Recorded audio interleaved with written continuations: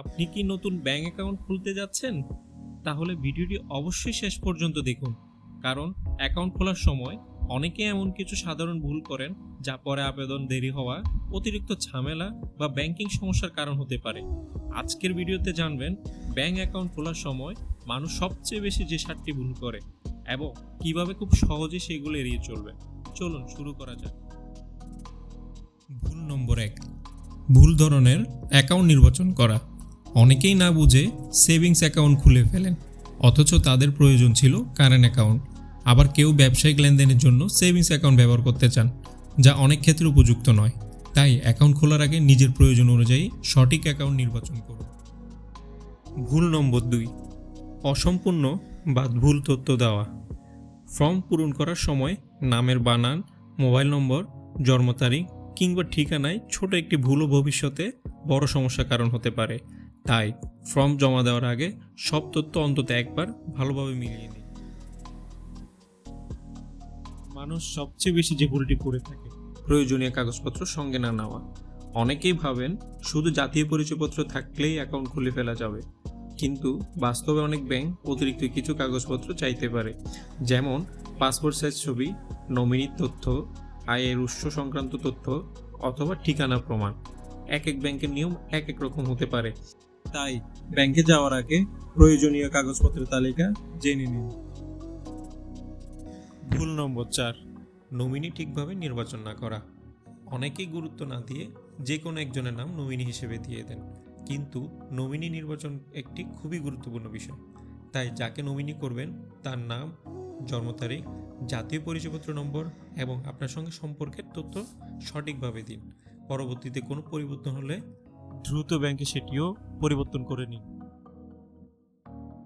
ভুল নম্বর 5, account charge সম্পর্কে না জানা। অ্যাকাউন্টে কি ন্যূনতম ব্যালেন্স রাখতে হবে?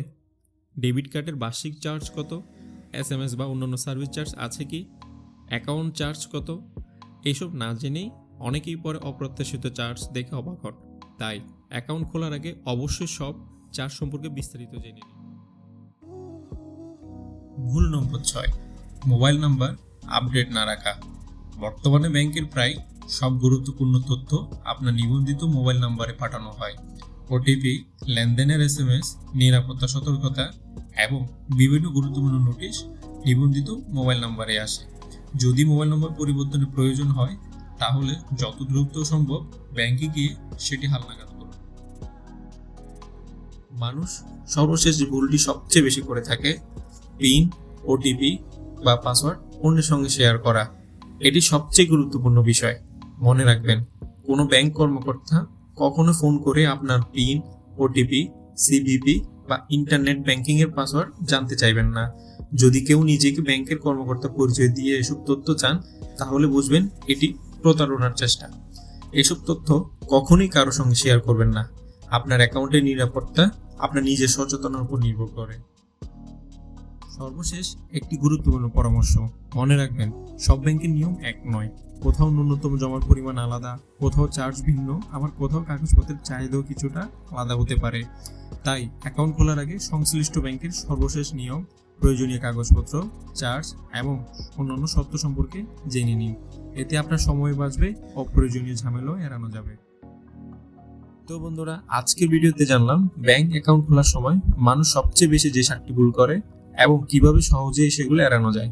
আপনি যদি আগে কখনো ব্যাংক অ্যাকাউন্ট খুলে থাকেন তাহলে আপনার কোনো অভিজ্ঞতা থাকলে কমেন্টে অবশ্যই শেয়ার করবেন।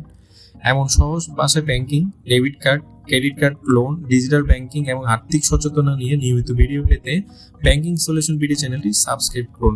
ভিডিওটি ভালো লাগলে একটি লাইক দিন এবং বন্ধু পরিবারের সদস্যের সঙ্গে শেয়ার করুন। দেখার জন্য সবাইকে আন্তরিক ধন্যবাদ। আবার দেখা হবে পরবর্তী ভিডিওতে। আল্লাহ হাফেজ।